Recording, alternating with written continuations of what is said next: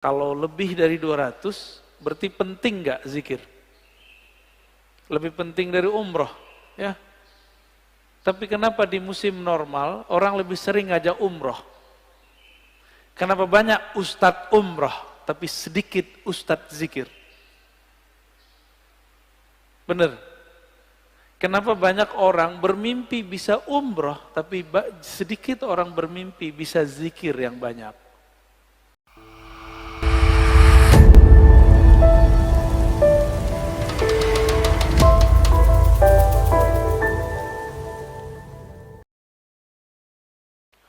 Assalamualaikum warahmatullahi wabarakatuh. Alhamdulillahilladzi amarna bidzikrih. Asyhadu an la ilaha illallah wa asyhadu anna Muhammadan abduhu wa rasuluh. Allahumma salli ala sayyidiz zakirin Sayyidina Muhammad wa ala alihi wa ashabihi wa li baitihi wa zurriyatihi ajma'in. Kita masuk ke bab az-zikr.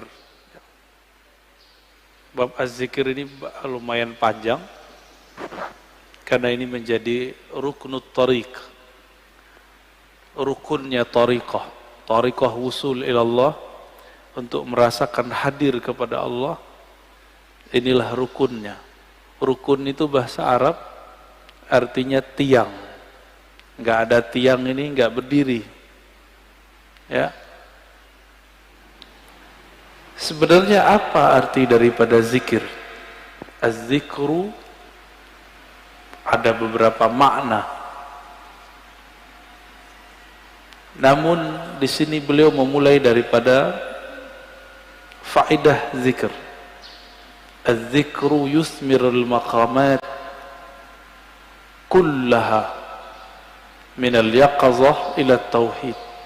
Jadi zikir itu menghantarkan orang dari kesadaran batin, kita sadar nih, kita baca, ila tauhid, kepada tauhid mengesahkan Allah subhanahu wa ta'ala. Wa yusmirul ma'arif wal ahwal, bisa membuahkan ma'rifat dan ahwal. Sebelum masuk ke bagian-bagian intinya, mari kita baca Al-Fatihah untuk baginda Nabi Muhammad sallallahu alaihi wasallam, karena beliaulah Sayyiduz Zakirin, pemimpin ahli zikir, dan kita kirimkan, kita bacakan untuk qalbu kita. Dan begitu juga pengarang kitab ini, Syekh Abdul Qadir Isa Asy-Syadzili Al-Qadiri. Al-Fatihah. A'udzubillahi minasyaitonir rajim. Bismillah. Iyyaka na'budu wa iyyaka nasta'in. Shiratal ladzina an'amta 'alaihim ghairil maghdubi 'alaihim waladdallin.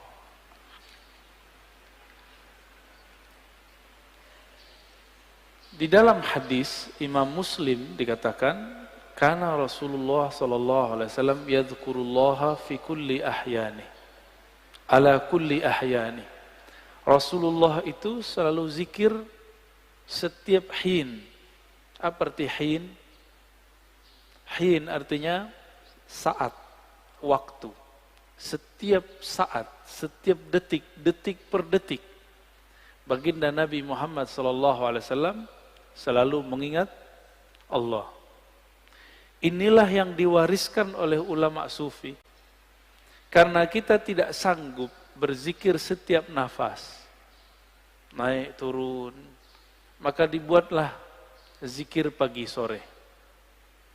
Berdasarkan ayat wasabbihuhu bukratan wasila, dan bertasbihlah pagi dan sore. Lalu kemudian dilatihlah qalbu menyebut nama Allah, dimulai dari 100, naik 500, naik 1000, itu latihan. Angka-angka itu cuma latihan, bukan ria. Orang berzikir dengan angka bukan ria, itu cuma latihan. Puncaknya nanti tidak pakai angka lagi. Tapi kapan kita zikir tanpa pakai angka? Kalau sudah menjadi pewaris Rasulullah sallallahu alaihi wasallam. Malaikat-malaikat Allah Dari awal dicipta sampai sekarang, itu mereka cuma mengamalkan 1 atau 2 zikir.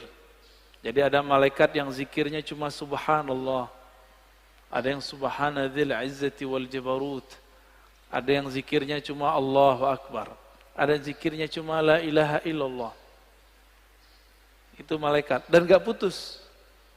Maka di saat seseorang berzikir sebanyak-banyaknya, di saat itu sisi malaikatnya muncul. Malaikat tidur enggak? Enggak. Malaikat lalai? Enggak. Malaikat makan? Enggak. Makanya orang-orang yang sudah ahli zikir ini, makannya bisa berkurang. Tidurnya bisa berkurang. Karena dia sudah mirip dengan malaikat. Nah, itu namanya ahwal malakiyah. Ahwal malaikat. Tapi ini nggak boleh lama-lama, bisa mati dia. Tubuh ini tubuh insan, tubuh bashar. Mesti dikembalikan kepada basyariah. Manusia butuh makan. Manusia perlu tidur. Maka Nabi SAW ketika melihat sahabat-sahabat beliau kedapatan ahwal ini, maka beliau mengatakan, ana atqakum, aku yang lebih bertakwa, tapi aku masih tidur, aku masih nikah, masih bekerja. Ya. Jadi kalau ada orang merasakan ahwal seperti ini, itu nggak boleh lama-lama. Dia harus punya guru, mursyid yang akan membimbing dia untuk masuk ke ranah berikutnya. Ya.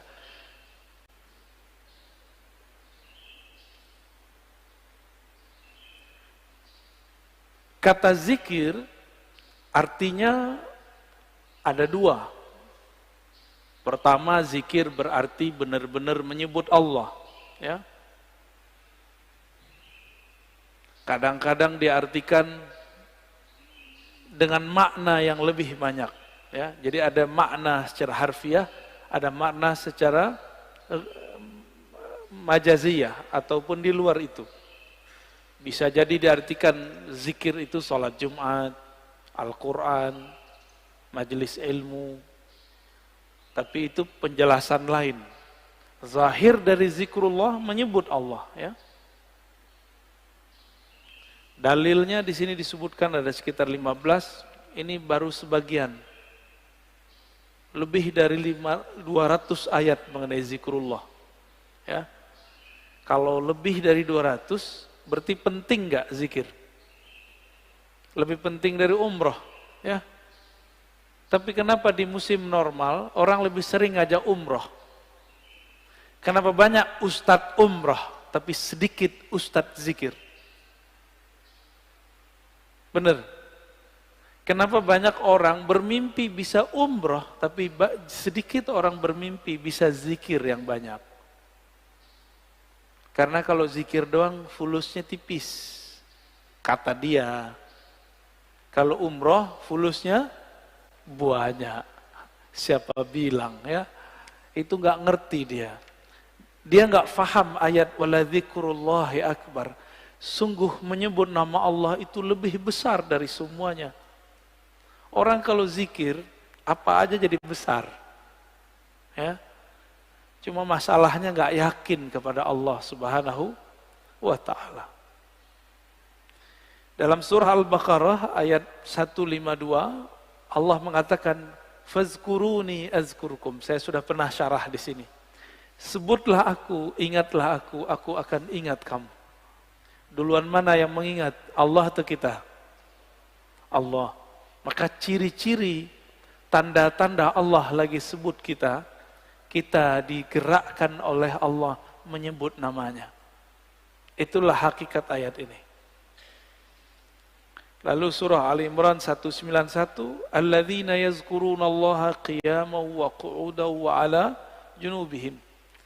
Ulul albab itu disebut orang yang zikir berdiri, duduk ataupun berbaring. Dalam surah Al-Ahzab, ini ayat yang paling dahsyat ini. Ayat ini sering digunakan tidak pada tempatnya untuk membantah orang zikir dengan angka. Ya ayyuhallazina amanu zkurullaha zikran katsira. Wahai orang beriman, sebutlah Allah sebanyak-banyaknya. Ingatlah Allah sebanyak-banyaknya. Apakah ini dalil melarang menyebut dengan angka? Enggak. Zikir 1000 itu banyak bukan? Maka dia masuk ke zikran katsira. 10.000 termasuk banyak? 70.000 banyak? Berarti masuk ke situ. Yang penting niatnya angka itu bukan membatasi, tapi menerjemahkan makna zikran katsira. Baru zikir 100 pagi, 100 sore, udah nyalain orang zikir 1000. Ya. Nggak ngaca dia kepada sahabat Nabi. Sahabat Nabi Abu Hurairah zikir 12.000 sebelum tidur. Ada yang bisa zikir 12.000 sebelum tidur? Keburu tidur ya.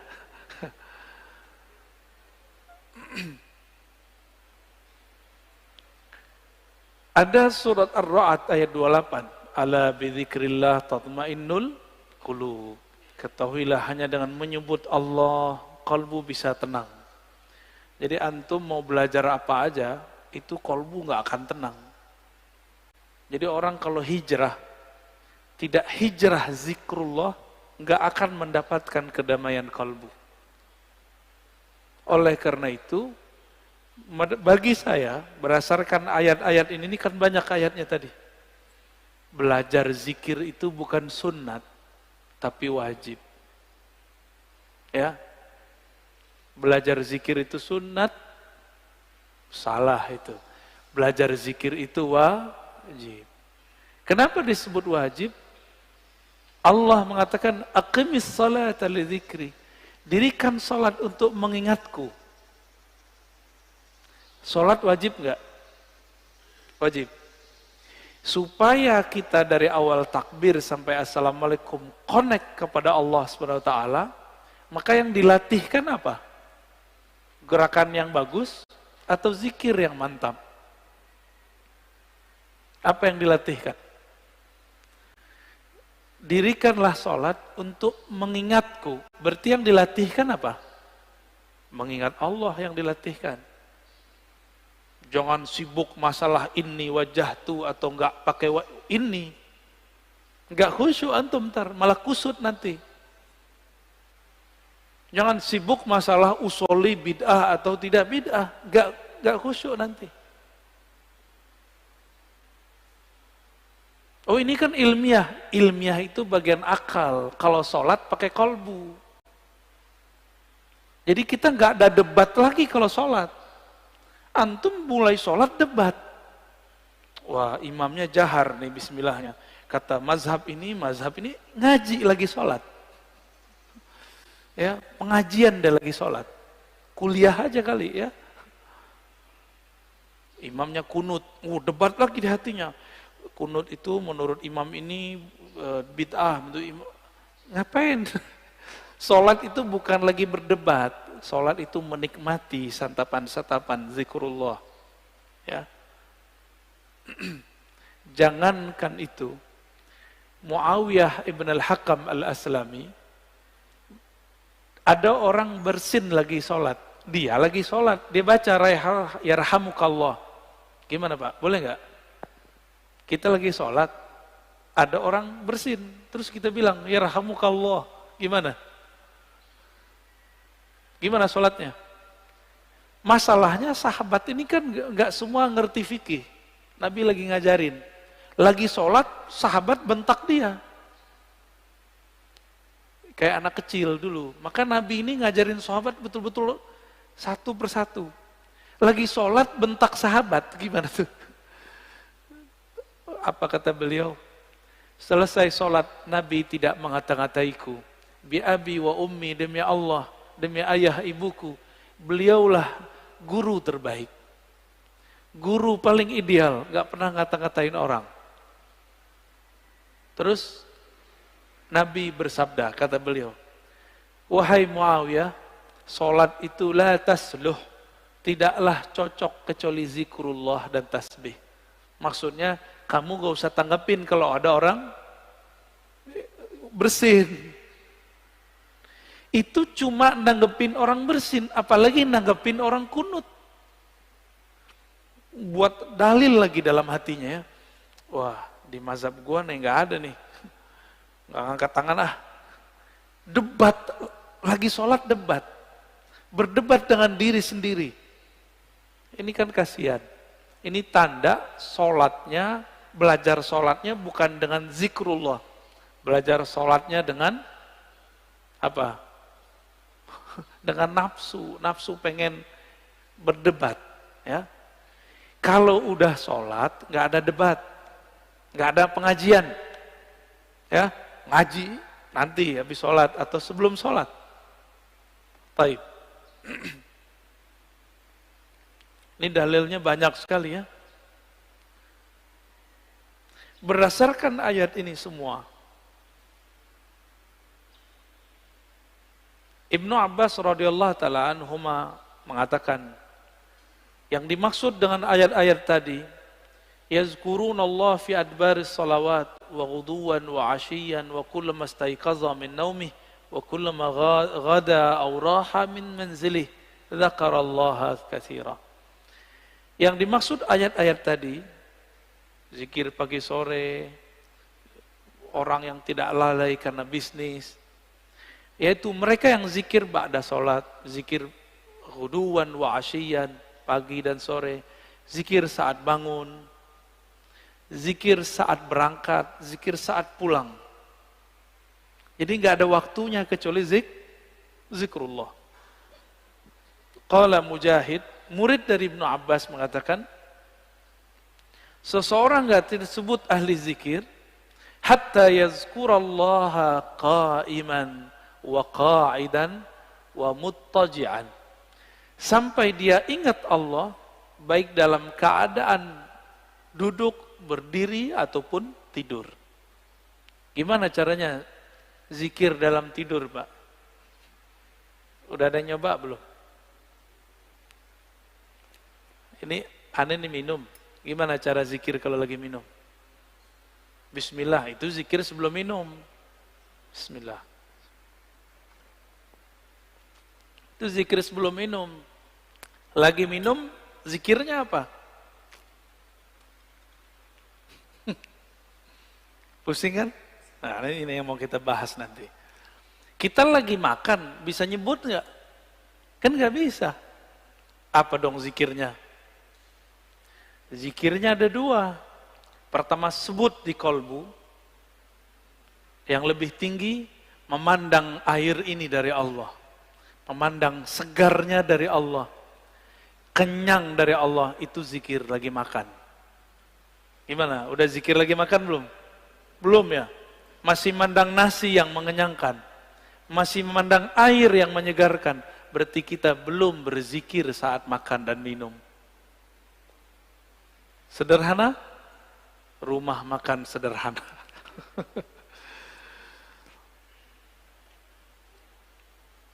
Imam Nawawi mengatakan ajma'al ulama ala jawaziz zikri bil qalbi wal lisan lil muhdits wal junubi wal haidi wal nufasa. Ulama sepakat bahwa zikir itu dibolehkan dengan kolbu dan lisan, baik bagi yang berhadas, yang junub, yang haid ataupun nifas. Kenapa? Ini kan zikir, sebenarnya zikir itu golnya di kolbu. Kolbu tidak pernah haid. Kolbu tidak pernah junub. Junubnya kolbu adalah lalai mengingat Allah Subhanahu wa ta'ala. Benar, sering junub gak antum? Makanya kita ini sering junub, Pak. Mandinya jarang. Ya. Makanya ketika masuk sholat, kita masih membawa junubul ghafalat. Junub lalai kepada Allah Subhanahu wa ta'ala. Orang junub betah gak masuk masjid? Berani gak masuk masjid orang junub? Masjid hakiki itu ada di kolbu, lagi sholat. Antum lagi mau sholat, tapi tidak keluar dari junub lalai. Gimana mau menikmati zikrullah? Ya, gak bisa masuk. Jadi kita gak bisa masuk ke kolbu kita. Padahal itu diri kita sendiri. Ya. Hadisnya sangat banyak. Ini ada hadis yang paling kenceng ya, paling dahsyat ini. Kata Nabi, "Masalul ladzi yadhkur rabbahu wal ladzi la yadhkur rabbahu kamasalil hayyi wal mayyit." Hadis ini riwayat Imam Bukhari ya, dalam kitab doa. Perumpamaan orang yang zikir dengan tidak zikir itu sama dengan orang hidup dan mati. Gimana? Berarti kita banyakkan hidupnya atau matinya? Jadi kalau hidung kita ini dibuka akan rasa penciumannya oleh Allah Subhanahu wa taala, indera penciuman batinnya oleh Allah, kita akan mencium orang yang tidak zikir itu bau bangkai. Cuma alhamdulillah Allah tutup itu. Coba kalau dibukakan, Pak. Kita setiap ke jalan kemana itu bau bangkai di mana-mana itu. Maka kita bersyukur kepada Allah, Allah tidak bukakan kasyaf yang banyak. Karena kalau kebanyakan kasyaf, bisa pusing sendiri kita nanti. Maka ada beberapa wali, gak berani mereka ke masjid. Karena kalau ke masjid, dia lihat muka orang macam-macam. Ada yang ria, ada yang muka monyet, ada yang muka kambing, ada yang muka babi. Ya, maka Imam Ghazali buat fatwa khusus untuk orang ini. Ya, dibolehkan oleh Imam Ghazali bagi orang ini tidak sholat di masjid sementara sampai ahwal itu hilang.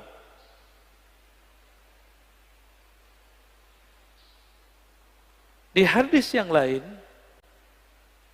sesungguhnya Allah Subhanahu wa taala mempunyai malaikat yatufuna fit turuqi yaltamisuna ahla dzikr. Allah mempunyai malaikat-malaikat yang yatufun, bertawaf, berkeliling, mencari majelis ilmu. Ketika mereka bertemu, mereka berteriak, mereka memanggil kawan-kawannya, halummu ila hajatikum, wahai sahabat-sahabatku, wahai para malaikat, berkumpullah. Jika yang dipanggil itu ada manusia yang sudah mendekati karakter malaikat, maka dia juga terpanggil ke majelis itu. Jadi yang datang bukan hanya malaikat, tapi juga manusia yang karakter malaikatnya sudah hidup.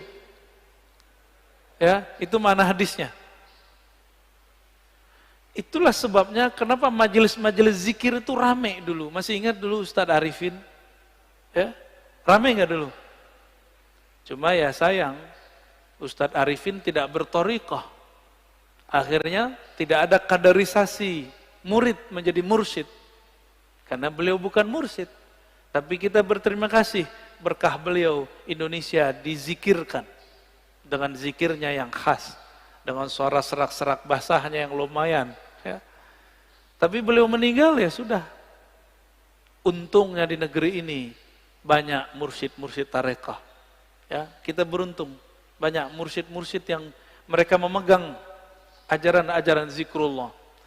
Meskipun dituduh ahli bid'ah, dituduh sesat, dituduh gila, mereka nggak mau hiraukan, mereka tetap jalan.